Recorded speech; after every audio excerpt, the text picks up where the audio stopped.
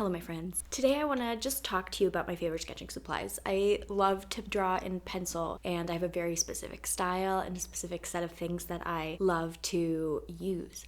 So I want to show you all my sketchbooks, the paper that I prefer, the pencils that I like, the erasers, sharpeners, and accessories tools. There's not a lot of stuff, there's just a couple of things that are good. Most everything is pretty affordable, so not to worry. Pencil drawing is a very affordable art medium, so you can buy one or two of these things or all of them and it's not really gonna cost you too much money. They say save the best for last. I'm gonna start with the very first thing, which is my Moleskine art journal. I think it's A4. I absolutely love this sketchbook. Before I purchased this sketchbook, I had several other Moleskine products and I didn't really get the hype, and then I got this art collection series and this changed the game for sketching. This sketchbook has such thick paper. I absolutely love it. It's a good size for a sketchbook. It's lay flat. It has an imitation leather cover. The reason I love this sketchbook, one of them, is it pretty much is perfectly a lay flat sketchbook, which is not something that you often find even in hardcover sketchbooks. It's so comfortable to use. I never have to like push down on the paper or to like bend it so that the paper stays flat. The color of the paper is so beautiful. It's like a creamy color, super thick, and then I also love that it is smooth. It's such smooth paper and that works really well for my very detailed drawing style. This sketchbook's like around $25 depending on where you purchase it or if it's on a sale. This is not really my practice sketchbook. This is for my nice drawings because I just love the paper and it's really special to me.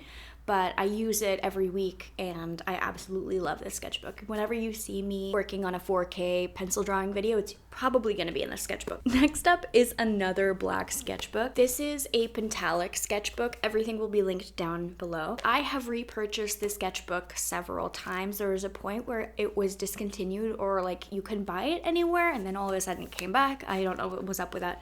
And then I think I bought like 2 of them or something. So the catch is I've only found that this large size is good. I have the smaller sizes of the Pentalic sketchbooks and I don't think the paper quality is there. It's not the same color and they're harder to use. They're not my favorite. I only like this size. The last time I bought the smaller sketchbooks was like a year ago, so maybe they've changed a little bit or they have like a quality control issue. Let's talk about the good things. I love this sketchbook. This sketchbook has slightly thinner paper than the Moleskine, but it is super thick paper, creamy colored, an ivory color, and there's a lot more pages in this sketchbook. It works so well for my drawing style. Because it's not super expensive, it's pretty comparable in price to the Moleskine one. It's a little bit cheaper. Because it's not very expensive and it has so many pages, I love to use this just for whatever sketching I want to do. It stays relatively flat. I mean, you really have to push down on it, but you can get it to be a little floppier, stay a little flatter. It's not quite as good as the Moleskine in that regard, but I still recommend this. This is a great sketchbook.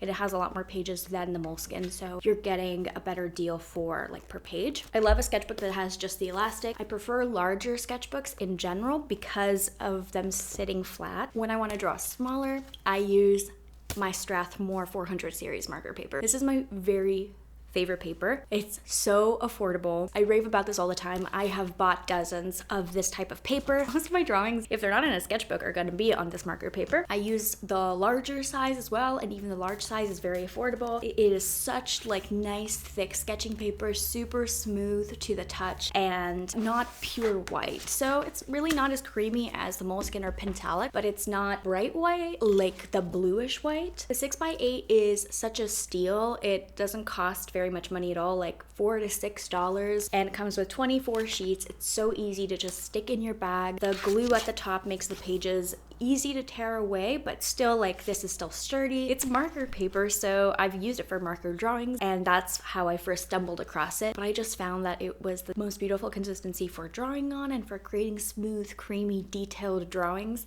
So I really recommend this. If you get anything, get this like $5 little book of paper. It changed the game for me. Let's talk about pencils. I have a lot to say about pencils. It's because they're pretty basic. I am a big fan of a mechanical pencil. I don't often use sharpenable pencils or wooden pencils. Nice to not have to worry about the like little tip breaking off and having to sharpen and sharpen. I have 3 brands to recommend for you: Pilot, Pentel, and Tombow. I'm sure there's so many other ones that you can use and that work really well, like the Sakura Retro pencils, so that's my 4th, I guess. Those are the brands that I would trust and probably buy like any pencil that they came out with. I like a 0.3 or a 0.5 millimeter lead. That's because I draw very small, and so I love to be able to get in there with the details. I have thicker lead sizes too for when I draw something larger, but in general, because I draw small portraits and small animals and all this, I like to have a very precise pencil tip. A 0.3 is chef's kiss for getting all of those tiny little details. If you were to buy one pencil and you're like, hey, recommend me just one pencil to purchase, I would recommend you the Pentel Graph Gear 500. This is the 0.5 pencil.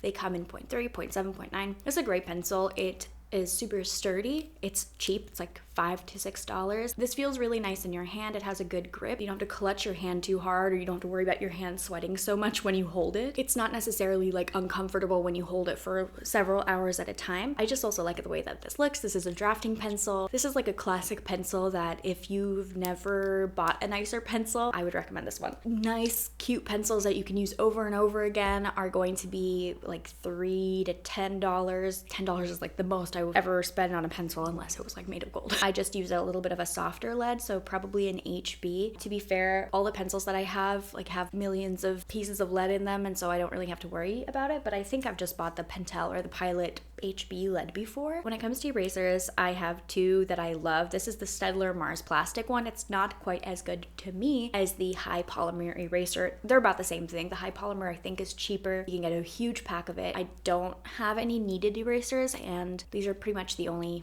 erasers I ever use. These erasers don't really leave a bunch of the little eraser shavings or bits on your paper, so it's like kind of one bigger roll gets like all of the graphite off the paper. I have 3 more things to recommend. The very first is fixative. How do you not smudge everything? The first answer is being smart about how you draw. Drawing from, for me, because I'm left-handed, from right to left. If you're right-handed, from left to right. So you're not constantly sitting with your hand on something that you've already drawn.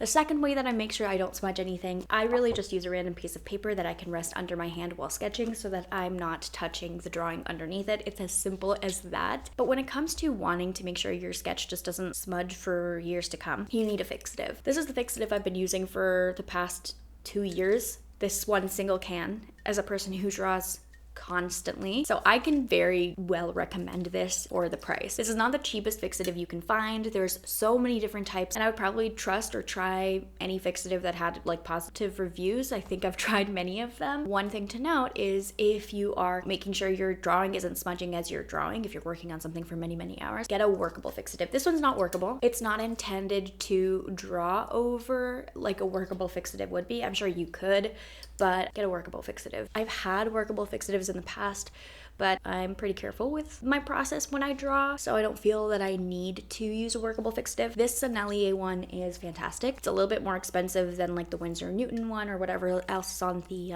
menu, and there is still so much fixative in here. This is gonna last me another year. This is something you might want to spend more money on because it has actually lasted me forever.